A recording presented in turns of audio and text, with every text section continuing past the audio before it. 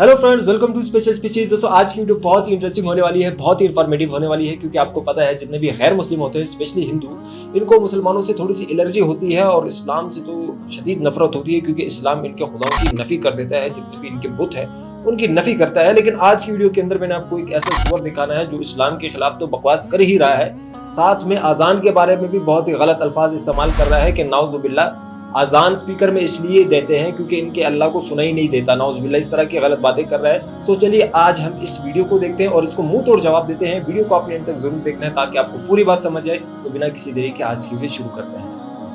आसाम का मुख्यमंत्री हेमंत बिश्व शर्मा जिस अंदाज में काम कर रहा है, अगर 5% भी मुख्यमंत्री हो गए तो ये जो घूम रहे हैं छोटे भाई का पजामा बड़े भाई का कुर्ता पहने, ध्यान रखिएगा, ये जहां से आए हैं वहीं चले जाएंगे। ये खजूर तोड़ेंगे ऊंट की पीठ पे खड़े होकर के। इसलिए सच बोलिए, सच, दो ही सच बोलिए। सारे धर्म बराबर कभी नहीं हो सकते। धर्म दुनिया में एक ही था, एक ही है, एक ही रहेगा। उसका नाम है सनातन। प्रकृति का नियम है, जो मजहब जब पैदा हुआ है उसका रहनुमा पैदा हुआ है, उसके जाने की भी डेट है, उसके मरने की भी डेट है। यह प्रकृति का नियम है, जो पैदा हुआ है उसको एक ना एक दिन मरना है। सनातन पैदा ही नहीं हुआ तो उसके मरने का इंतजार कैसा है। इसलिए मां बहने कथावाचकों की झूठी कथाएं न सुने। और आपकी धरती से कह रहा हूं, मुझे किसी से लेना ही नहीं है कुछ, इसलिए मैं ये नहीं जानना चाहता कि जिन्हें कुछ पता नहीं है वो ये कह रहे हैं सारे धर्म बराबर हैं।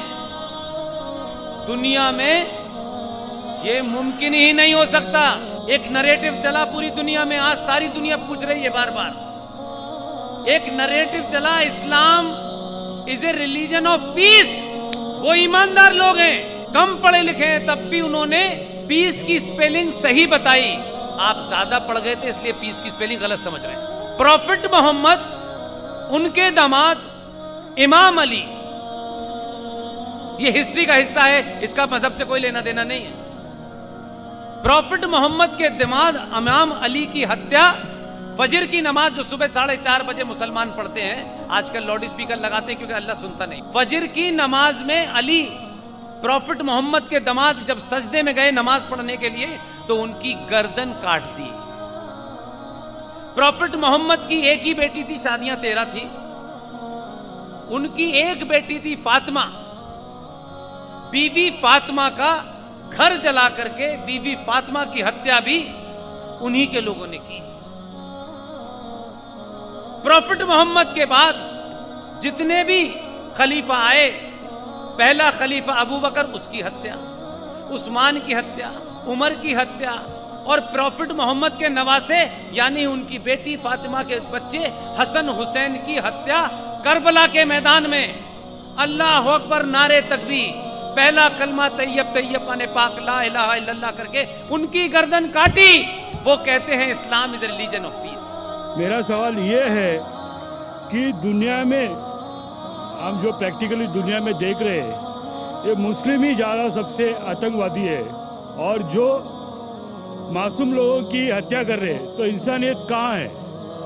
माशाल्लाह भाई साहब ने 2 दिन तकरीर सुनी और फिर यकीन हो गया क्या कुरान में सबसे ज़्यादा इंसानियत है, माशाल्लाह, उसके मुबारक देता हूँ। लेकिन सवाल अहम है, सवाल गलत नहीं, आपका सवाल सही है।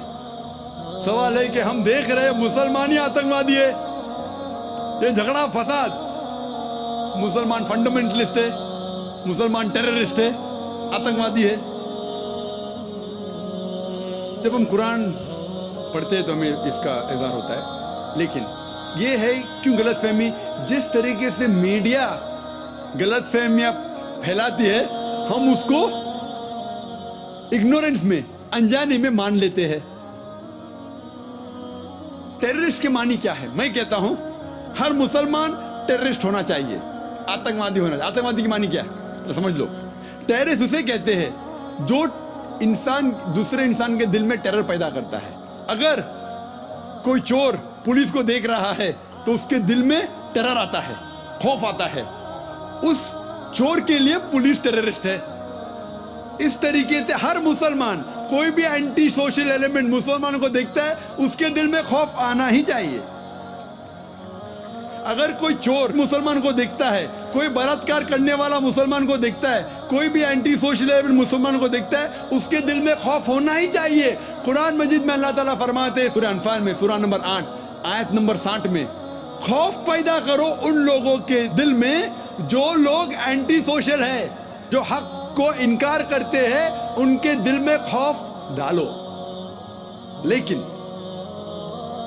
सवाल यह है कि कई बार एक शख्स एक काम करता है, उसे 2 लक़ब दिए जाते हैं। मिसाल के तौर पे हिंदुस्तान 60-70 साल के पहले अंग्रेज हम पर हुकूमत करते थे, कई साल किया। बहुत से हमारे इस देश के हिंदुस्तानी थे जो इस देश की आजादी के लिए झगड़ा कर रहे थे। इनको अंग्रेज कहते थे आतंकवादी, टेररिस्ट। हम आम हिंदुस्तानी कहते थे देशभक्त, फ्रीडम फाइटर, पेट्रियट। वही आदमी, वही काम, 2 लक़ब, 2 टाइटल। अगर आप अंग्रेज की बात मानते हैं, अंग्रेज कहते हैं हमें इस देश पे हुकूमत करने का हक है।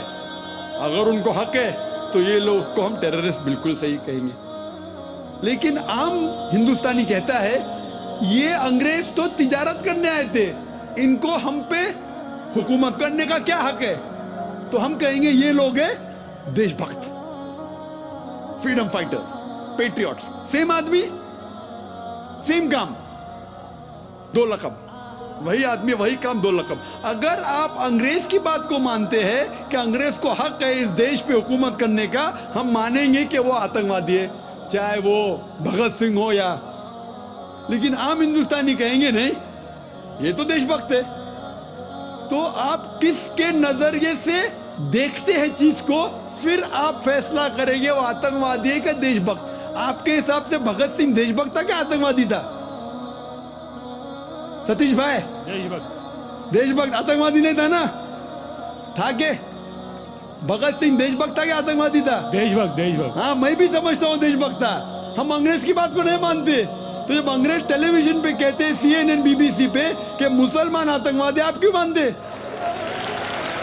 सवाल वो नहीं है। मेरा जो सवाल था, आता हूँ, मेरा पूरा जवाब मुकम्मल नहीं हुआ। जवाब मुकम्मल होगा फिर आपको मौका दूंगा मैं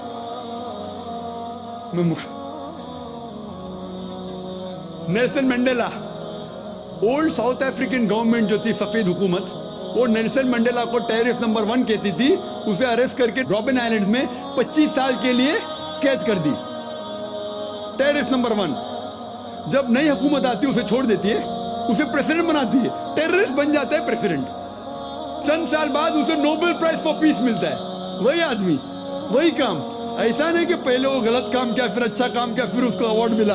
वही काम के लिए जो पहली गवर्नमेंट ने कही थी, सफेद गवर्नमेंट ने, कि वो टेररिस्ट है, आतंकवादी है, नोबेल प्राइज कमेटी ने उसे नोबेल प्राइज दिया फॉर पीस, अमन के लिए।